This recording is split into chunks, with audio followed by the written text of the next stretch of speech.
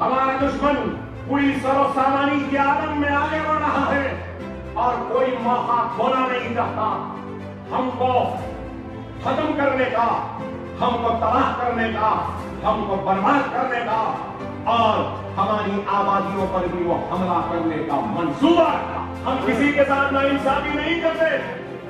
دارالسلام کے دروازے سب کے لیے کھلے ہیں، ہندو بھی آ سکتا ہے، سکھ بھی آ سکتا ہے، عیسائی بھی آ سکتا ہے، پارسی بھی آ سکتا ہے، مسلمان تو آتے ہی۔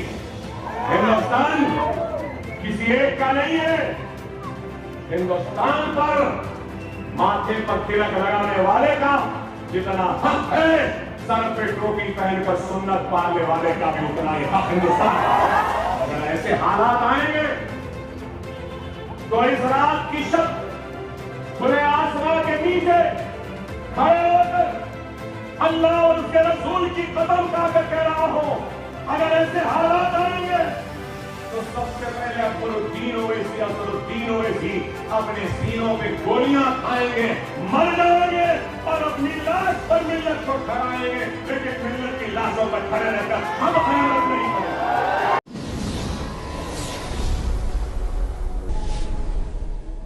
ہم نے کام کیا، صرف باتیں یا زبانی جمع خرچ نہیں کی، اور آج بھی میں کہہ رہا ہوں کھڑے رہ کر یہ وہ بول دینا بڑا آسان ہے، لیکن میں بعض کمبختوں کا نام بھی نہیں لے رہا ہوں، نہیں لینا چاہتا ہوں، ان کو اہمیت بھی دینا نہیں چاہتا، کوئی اہمیت نہیں ہے ان کی۔ میری زبان سے ان کا نام لے کر میں ان کو اہمیت دے کر مقابلے میں اتارنا نہیں چاہتا۔ حیدرآباد میں ان کا وجود تھا ہی نہیں، انشاءاللہ ان کا وجود مجلس اور ہم مٹا دیں گے انشاءاللہ۔ میرا اشارہ کس کے طرف ہے سمجھ گئے نا؟ میاں بھائی ذرا ہوشیار ہوتا ہے، سمجھے نا؟ ہاں، میں نہیں کروں گا ذکر شاہ والا، نہیں، خیر یہ ضرور کہوں گا کہ خدا را وقت اور حالات کو دیکھو کہ حالات کس طرف کروٹ لے رہے ہیں۔ ہمارا دشمن پوری سر و سامانی کے عالم میں آگے بڑھ رہا ہے اور کوئی موقع کھونا نہیں چاہتا ہم کو ختم کرنے کا، ہم کو تباہ کرنے کا، ہم کو برباد کرنے کا اور ہماری آبادیوں پر بھی وہ حملہ کرنے کا منصوبہ تھا۔ ایسے حالات میں، ایسے منصوبوں کا کیا ہم جذباتی تقاریروں سے مقابلہ کر سکتے ہیں؟ نہیں میرے بھائی، یاد رکھو، یاد رکھو، حالات کا مقابلہ ہم اگر کر سکتے ہیں تو ایک مرکز سیاسی پر آنے سے کر سکتے ہیں۔ حالات کا مقابلہ ہم اتحاد سے کر سکتے ہیں، حالات کا مقابلہ ہم انفرادیت سے نہیں کر سکتے، اجتماعیت سے کر سکتے ہیں۔ حالات کا مقابلہ ہم جماعت کے پرچم تلے آ کر سکتے ہیں، اور اگر ایسے حالات آئیں گے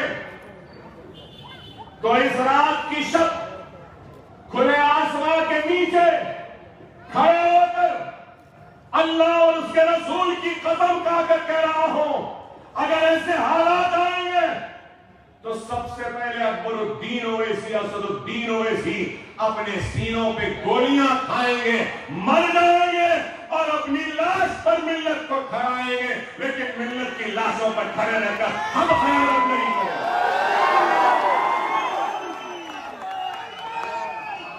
میں مرنے تیار ہوں، میں گولی کھانے تیار ہوں آپ کے لیے، میں ہتھکڑیاں پہننے تیار ہوں آپ کے لیے، پیروں میں بیڑیاں پہننے تیار ہوں، جیل میں جانے تیار ہوں آپ کے لیے، مگر میری آپ سے صرف ایک ہی درخواست ہے، میری ہمت آپ ہے، میری طاقت آپ کا اتحاد ہے، میرا جنون آپ کی دعائیں ہیں، آپ کا اتحاد ہوگا، آپ کی دعائیں ہوگی اور آپ کے مرکز سیاسی میں وابستگی ہوگی، اور آپ اگر میرا ساتھ دیں گے تو خدا کی قسم ہم دنیا سے نہیں ڈریں گے، دنیا ہم سے ڈرے گی۔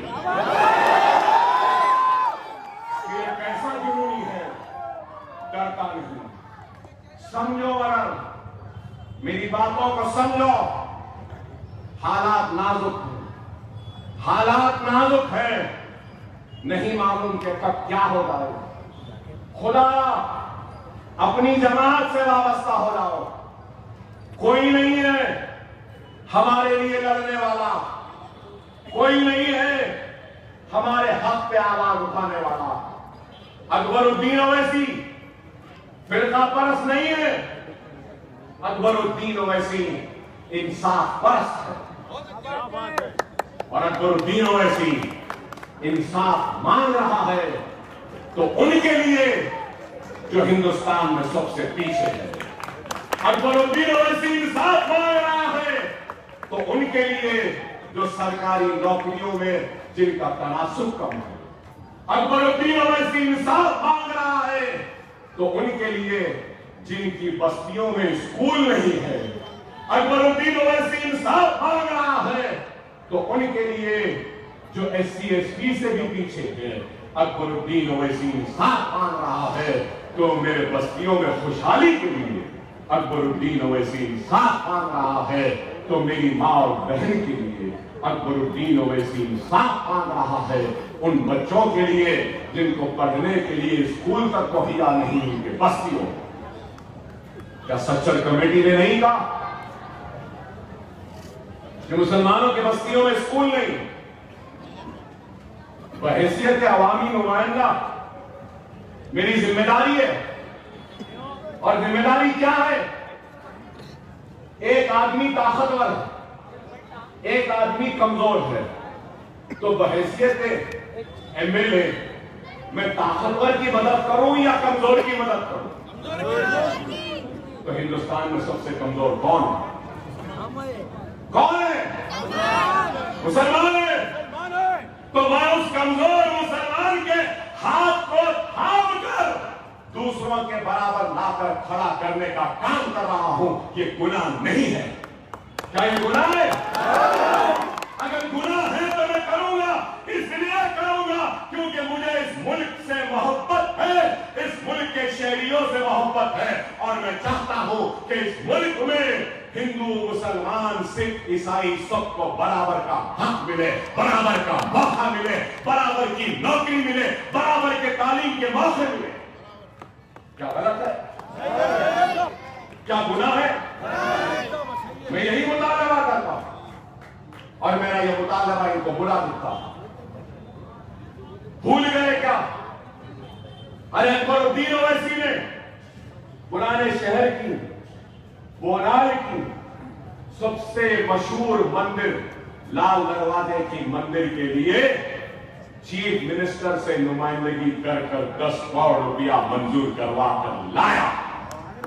افضل گنج کی مسجد کے لیے بھی لایا، اس کے ساتھ اس مندر کے لیے بھی لایا۔